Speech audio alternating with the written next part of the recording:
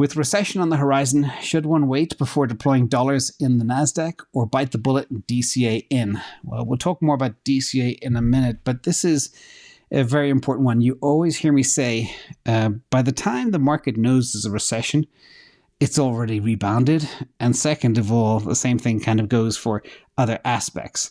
Remember, governments and their statistics are often extremely laggy very late.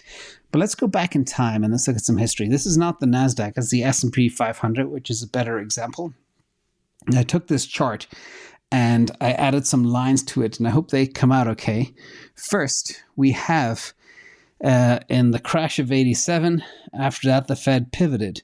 But remember, the market was kind of on an upward trajectory, took a little tiny dip, and then it went crazy for the next, 15 years almost. So that's the first scenario that can happen. The second scenario is the Fed pivot back during the dot-com crash around 2001. Right about 2000, the markets were extremely high. And remember, they'd been running since the previous pivot for 15 years. And that's why the only way was down. So in the second example, you can see that we're tanking. The third example, the credit crisis. This is global financial crisis, whatever you want to call it.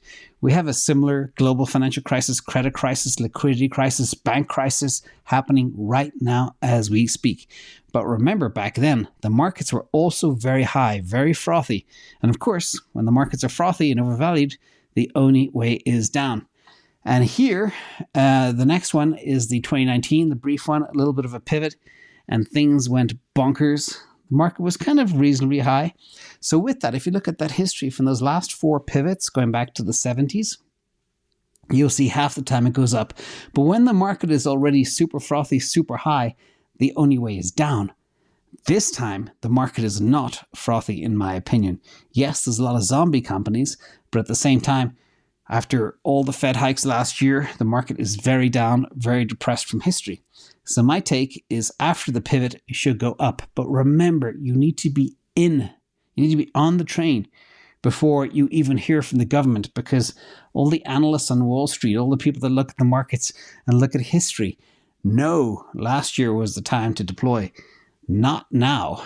But how big the rampage will be, I don't know. But what I like to say is the pivot after a rampage means the stock market will dip.